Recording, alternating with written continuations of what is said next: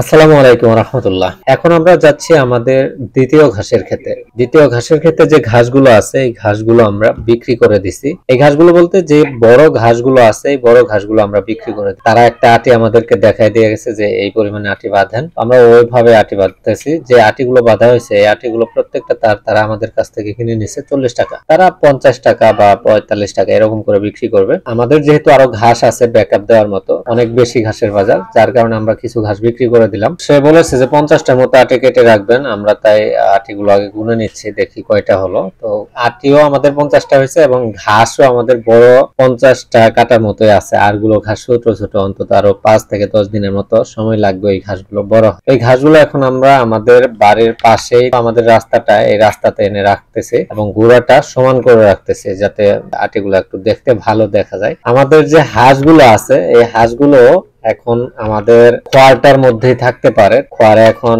পর্যাপ্ত পরিমাণে পানি আছে হাঁস চলার জন্য, এখানে একটু খাবার দিলে এদের হয়ে যায়। তো এলো অবস্থা, আমাদের 50টার মতো ঘাসের আটি বিক্রি করলাম এবং এই সাইড দিয়ে যে ঘাসগুলো দেখতেছেন এই ঘাসগুলো মাটির সার এবং ইউরিয়া সার দুইটা সারই দিব, তার কারণ ঘাসগুলোর গ্রোথ বাড়াতে হবে। আর যেহেতু বৃষ্টি হচ্ছে এখন প্রচুর, তাই আমাদের আর পানি দিতে হয় না ঘাসগুলোতে। ঘাসগুলো রেখে এখন আমরা যেটা করব সেটা হলো, আমাদের যে পারিবারিক বাগানটা আছে কৃষি বাগান, এই বাগানে বেশ কিছু গ্যান্ডারির গাছ লাগানো হয়েছিল। গাছ বলতে চারা লাগাইছিলাম, এগুলো থেকে এখন গ্যান্ডারি হয়ে গেছে। এর আগেও কয়েকবার আমরা খাইছি, কিন্তু এটা ভিডিওতে ওইভাবে আপনাদেরকে দেখানো হয় নাই। আবারও কাটতেছি।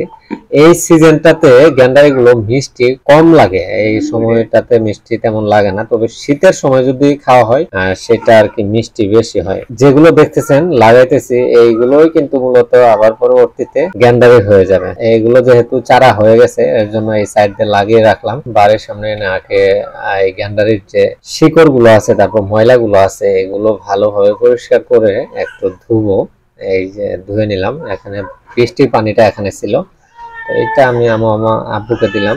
আর এখন আমরা দুই ভাই দুইটা নিয়ে খাবো ইনশাল্লাহ। বাগানে আরো একটা কাজ করব, সেটা হলো আমরা কিছু পেঁপের গাছ নতুন করে লাগাইছি এবং একসাথে লাগানো ছিল।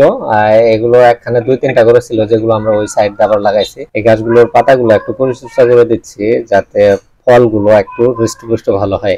বাগানে আমরা 2টা অ্যালোভেরা গাছ লাগাইছিলাম, কিন্তু অ্যালোভেরা গাছ থেকে অনেকের কাছে শুনি যে খুব ভালো ফলন পায়, তারা 2-3 মাসের মধ্যেই নাকি তাদের অ্যালোভেরা থেকে তারা ব্যবহার করতে পারে। কিন্তু আমরা যা লাগাইছি এতটুকুই, এরপর আর এই যে এতটুকুই প্রায় লাগাইছি, কিন্তু এখনো আর ওইরকম বড় হয় নাই। দেখা যাক ইনশাআল্লাহ কি হয়। এই পাশে আমাদের একটা পুরুষ পেঁপে গাছ আছে, ভালো পরিমাণে পেঁপে খাইছি, তবে এখন বর্তমানে মাত্র 2টা পেঁপে আছে, এর মধ্যে একটা একটু পেকেছে।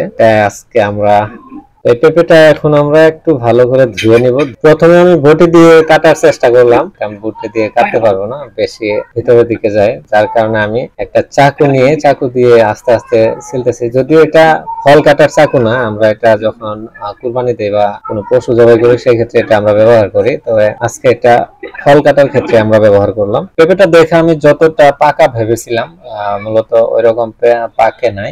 স্বাদের কথা যদি বলি সেক্ষেত্রে এর আগে যে পেঁপে গুলো খাইছি এরকম স্বাদ লাগে না, তবে মাশাআল্লাহ যেহেতু আমাদের অর্গানিক ফুড, পেঁপের স্বাদটা তুলনামূলক ভাবে কম হলেও এটা কিন্তু খেতে মাশাআল্লাহ ভালোই সুস্বাদুই ছিল। তো আজকের মতো ভিডিওটি এখানে শেষ করে দিচ্ছি, দেখা হবে পরবর্তী কোনো ভিডিওতে। এই পর্যন্ত আল্লাহ তাআলা আপনাদের সকলকে সুস্থ ও সবল রাখুক এই কামনাই করি। আসসালামু আলাইকুম ওয়া রাহমাতুল্লাহ।